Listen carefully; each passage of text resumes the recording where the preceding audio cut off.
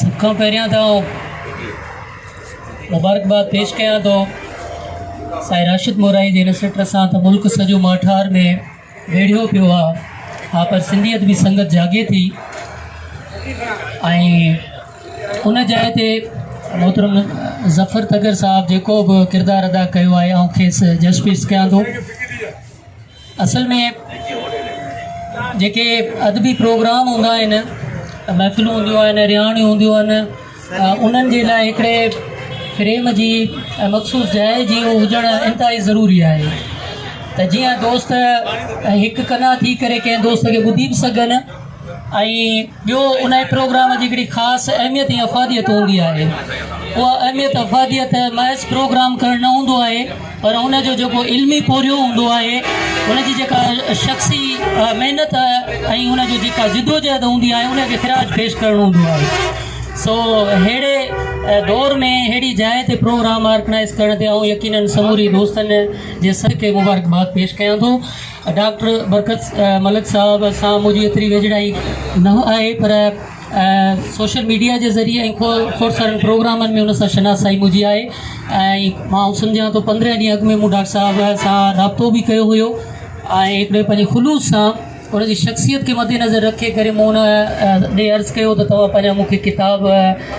मोकिलियो त जीअं आउं हिकिड़ो रिवायती उनजो तजियो न कयां, ख़ुशामद वारो न कयां।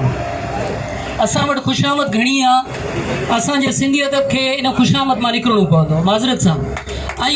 हींअर दौर ॿियो आहे, दौर जो तक़ाज़ो कुझु ॿियूं आहिनि ऐं जेको बि तख़लीक़ी कमु करे थो असां उन खे तख़लीक़ जे एवज़ उनजी कथ कयूं, छंड छाण कयूं त उन असांजे हिन मुआशिरे खे, हिन समाज खे ऐं सिंधी अदब खे ॾिनो छा आहे त जीअं वरी ईंदड़ जेके असांजी टही आहे असां आहियूं, असां उन मां लाभ हासिलु कयूं ऐं सिखूं। अयाज़ जेकॾहिं पंहिंजी जाइ ते बीठो आहे त उहो पंहिंजे फ़िन ऐं फ़िक्र जे करे अॼु बि जेको आहे उहो पंहिंजी जाइ ते ज़िंदह जावेद आहे। उस्ताद बुख़ारी आहे, साईं राशिद मोराई आहे, उन्हनि हिकिड़ी फ़िक्री धगत ॾिना पर समाज खे उन्हनि ॾिनो ऐं उन्हनि लोचो ऐं लोड़ियो आहे। त अहिड़े हिसाब सां असांखे बि ज़रूरत आहे त पंहिंजे शाइराणी ॾाढ जे ज़रिए हिन समाज खे ॾियूं। जेसि ताईं शाइर समाज जे नब्ज़ ते हथु रखे करे न लिखंदो, न लोचींदो, दग न ॾींदो, सिर्फ़ु रुॻो मातम ॾींदो, उहो बि असांजे लाइ कम जो न आहे। मातम त असां वटि हूअं बि घणो आहे सिंध ते, त छा असां सॼी उमिरि जेको आहे केॾारे जो ठीको खयूं त रुॻो केॾारो ई पिया ॻायूं, पर असांखे हींअर निकिरणो पवंदो। शाइरनि अदीबनि असां ते फ़र्ज़ु आहे थिए थो त असां हिन समाज खे नवां दग ॾियूं ऐं उनखे हिन जदीद दौर सां आरास्ता कयूं ऐं असांखे ज़रूरत छा जी आहे उन्हनि शयुनि लाइ असांखे मुतवजो थियणो पवंदो। डॉक्टर साहब जा जेके बि 5 किताब साईं सोज़ साहब ॿुधाया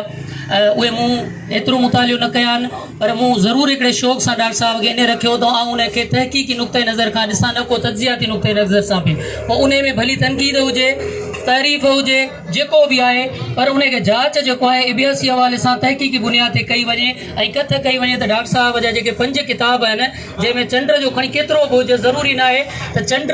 जो डॉक्टर साहब घणो ज़िक्र कयो हुजे ऐं चंड खे असां उहो ई अलामती तौरु सम्झूं। थी सघे त उनजो चंड जेको आहे असांखे ज़रूरत उन ॻाल्हि जी आहे त उहो आख़िर चंड कहिड़ो आहे, चंड खे डॉक्टर साहब छो मनवर बनायो आहे, या सिर्फ़ु उनजो महबूबी चंड आहे, उनखां सवाइ बाक़ी उनखे दुनिया ऊंदहि थी नज़र अचे, या जेकॾहिं उनजो समाजी चंड आहे, पोरियत चंड आहे, त जेकॾहिं अहिड़ियूं शयूं आहिनि त उन चंड खे तलाश करण जे लाइ ज़रूरत पवंदी आहे। बाक़ी सिर्फ़ु रुॻो चवंदासीं त चंड जो ई डॉक्टर साहब ज़िक्र करे ऐं कमाल कयो आहे त मां सम्झां थो त उन चंड खे ॻोल्हण जी ज़रूरत आहे त आख़िर डॉक्टर साहब जो चंड कहिड़ो आहे। जेकॾहिं समाज आहे त मां सम्झां थो जेकॾहिं समाज उनजो चंड आहे त इन खां वधीक आलम अश्कार ॿी का बि ॻाल्हि कान्हे। महबूब हर कंहिंजो आहे, पर